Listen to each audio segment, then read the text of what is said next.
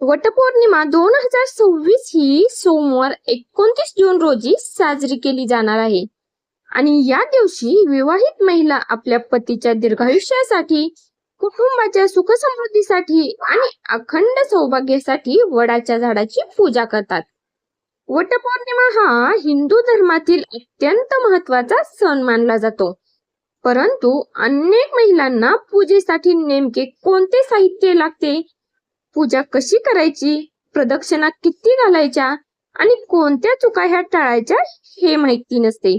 म्हणूनच आजच्या व्हिडिओ मधून आपण वटपौर्णिमा 2026 ची संपूर्ण पूजा विधी, पूजा साहित्य, पूजेचे महत्व आणि काही महत्वाच्या गोष्टी सविस्तरपणे जाणून घेणार आहोत.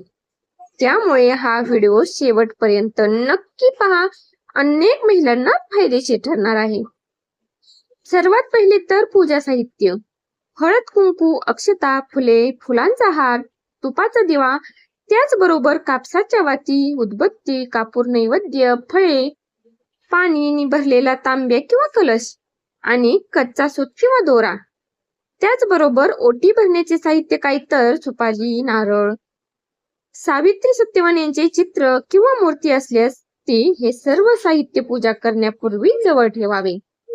वडाच्या झाडाजवळ गेल्यानंतर काय करावे, तर वडाच्या झाडाजवळ गेल्यानंतर सर्वप्रथम झाडाच्या मुळाशी पाणी अर्पण करावे आणि त्यानंतर हळद, कुंकू आणि अक्षदा वाहाव्यात.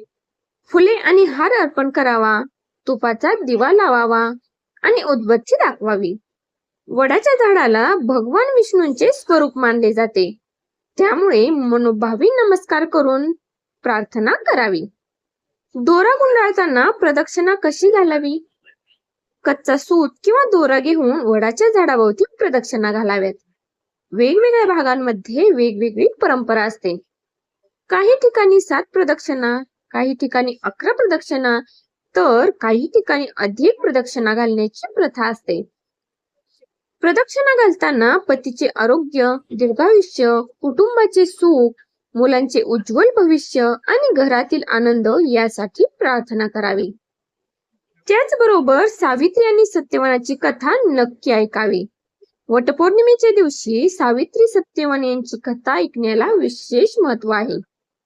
धार्मिक कथेनुसार सावित्रीने आपल्या दृढ निश्चयाने, भक्तीने आणि पतिव्रतेच्या सामर्थ्याने यमराजांकडून सत्यवानाचे प्राण परत मिळवले. ही कथा निष्ठा, श्रद्धा, धैर्य आणि समर्पण यांचे प्रतीक मानली जाते. त्यामुळे या दिवशी कथा वाचणे किंवा ऐकणे अत्यंत शुभ मानले जाते. याचा डिटेल व्हिडिओ चॅनलवर आलेला आहे, तिथे जाऊन नक्की पहा. नैवेद्य आणि आरती. पूजा पूर्ण झाल्यानंतर देवांना नैवेद्य अर्पण करावा. फळे, मिठाई किंवा घरात बनवलेला गोड पदार्थ नैवेद्य म्हणून ठेवू शकता. त्यानंतर कापूर आरती करावी आणि आरती झाल्यानंतर देवांना नमस्कार करून कुटुंबाच्या सुख शांतीसाठी प्रार्थना करावी आणि सर्वांना प्रसाद वाटावा. वटपौर्णिमेचे धार्मिक महत्व काय, तर धार्मिक मान्यतेनुसार वटवृक्ष हा दीर्घायुष्य, स्थैर्य आणि समृद्धीचे प्रतीक मानला जातो आणि वटपौर्णिमेच्या दिवशी केलेली पूजा वैवाहिक जीवनात प्रेम, विश्वास आणि सौख्य वाढवते असे मानले जाते.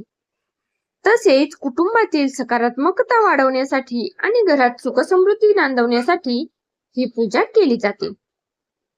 वटपौर्णिमेला कोणत्या चुका टाळाव्यात, तर वडाच्या झाडाची पाने किंवा फांद्या तोडू नये. पूजा करताना काही गडबड करू नका. पूजा अर्धवट सोडू नका. झाडाजवळ अस्वच्छता देखील करू नका आणि पूजा दरम्यान वादविवाद किंवा राग हे नक्की टाळा. श्रद्धेपेक्षा दिखाव्याला महत्व देऊ नका आणि पूजा करताना मन एकाग्र आणि शांत ठेवण्याचा नक्की प्रयत्न करा. तुम्ही देखील ही वटपौर्णिमे दिवशी नक्की काळजी घ्या. ज्यांना वडाच्या झाडाजवळ जाऊन पूजा करणे शक्य नाही, त्यांनी घरातील देवघरात सावित्री मातेचे स्मरण करून प्रार्थना करावी. परंतु शक्य असल्यास प्रत्यक्ष वडाच्या झाडाजवळ जाऊन पूजा करणे अधिक शुभ मानले जाते. तर अशा प्रकारे अत्यंत सोप्या पद्धतीने वटपौर्णिमेची पूजा पूर्ण करता येते. तुम्हाला देखील माहिती नसेल तर याप्रमाणे तुम्ही देखील नक्की करा. आणि जर ही माहिती तुम्हाला उपयुक्त वाटली असेल तर व्हिडिओला लाईक करा, जास्तीत जास्त शेअर करा. अनेक महिलांना फायदेशीर ठरेल. आणि अशाच माहितीसाठी चॅनलला नक्की सबस्क्राईब